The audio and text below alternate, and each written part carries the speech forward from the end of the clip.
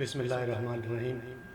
معزز سامعین و ناظرین، جزا ٹی وی میں آپ کو خوش آمدید کہتے ہیں اور امید ہے کہ آپ خیر و عافیت سے ہوں گے۔ ناظرین اکرام، آج کی ویڈیو میں ہم آپ کو بتائیں گے کہ اندر کی آنکھ کیسے کھلتی ہے، مردہ شے کیسے زندہ ہوتی ہے، اور ایک عورت کے واقعے کو بیان کریں گے کہ جس کی بینائی واپس آئی۔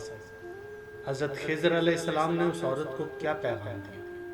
یہ تمام باتیں ہم آپ کی گوش گزار کریں گے، لیکن اس سے قبل کہ یہ باتیں ہم آپ کی خدمت میں پیش کریں، جزا ٹی وی کے نئے ناظرین سے گزارش ہے کہ چینل کو سبسکرائب کریں اور بیل آئیکن کو ضرور دبائیں تاکہ ویڈیوز بر وقت آپ کو ملتی رہے۔ ناظرین اکرام، آمش یہ بہت بڑے عالم اور حدیث کے راوی ہیں۔ ان کا بیان ہے کہ میں سفر حج میں ایک قافلے کے ہمراہ بیابان سے گزر رہا تھا۔ میں نے دیکھا کہ ایک عورت جس کو دونوں آنکھوں سے دکھائی نہیں دیتا راہ میں بیٹھی ہے، اور وہ کنیز خداوند عالم سے برابر دعا کر رہی ہے کہ خدایا بے حق کے محمد و آل محمد میری بینائی پلٹا دے۔ میں اس کنیز کے پاس گیا اور کہا، اے عورت، یہ کیا لفظ کہہ رہی ہے؟ کیا محمد صلی اللہ علیہ وآلہ وسلم خدا پر کوئی حق رکھتے ہیں؟ تو اس کنیز نے جواب دیا کہ تم محمد و آل محمد کو نہیں پہچانتے کیا نہیں جانتے ہو کہ خدا نے محمد صلی اللہ علیہ وآلہ وسلم کی جان کی قسم کھائی ہے؟ میں نے پوچھا، کس مقام پر خدا نے رسول خدا صلی اللہ علیہ وآلہ وسلم کی جان کی قسم کھائی ہے؟ تو اس نے جواب دیا، کیا تم نے قرآن حکیم کی وہ آیت نہیں پڑھی؟ ناظرین، اس وقت اس عورت نے سورہ حجر آیت نمبر 72 کی تلاوت کی۔ ترجمہ سماعت کیجئے۔ اے رسول، تمہاری جان کی قسم یہ لوگ یعنی قوم لوط اپنی مستی میں مدہوش ہو رہے ہیں۔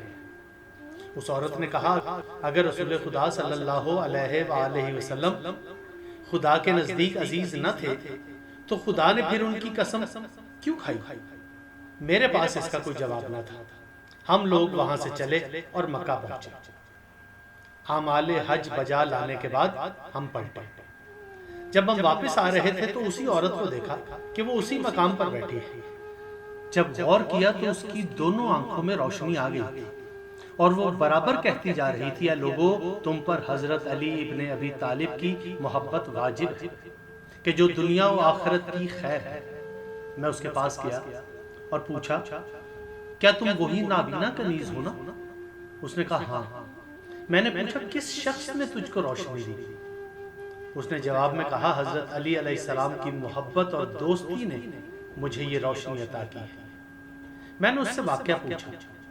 اس نے کہا، جس طرح تم نے سنا اور دیکھا کہ میں خدا سے بحق محمد و اہل بیت محمد دعا کر رہی تھی کہ میری بینائی واپس کر دے، تب غیب سے ایک صدا بلند ہوئی، اے عورت، اگر اس بات میں سچی ہو اور دل سے کہہ رہی ہو تو اپنے ہاتھوں کو اپنی آنکھوں پر رکھو اور اٹھا لو۔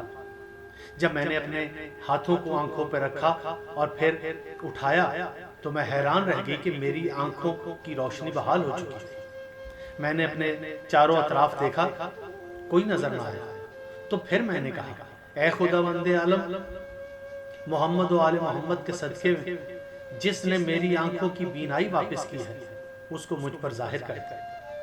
پھر میں نے کہا، اے صدا دینے والے، میں خدا کے حق کی تجھے قسم دیتی ہوں، تو خود کو مجھ پر ظاہر کرتا ہے۔ تو اس وقت اچانک ایک شخص ظاہر ہوا اور کہا کہ میں خضر ہوں اور تم پر حضرت علی کی محبت و ولایت واجب ہے۔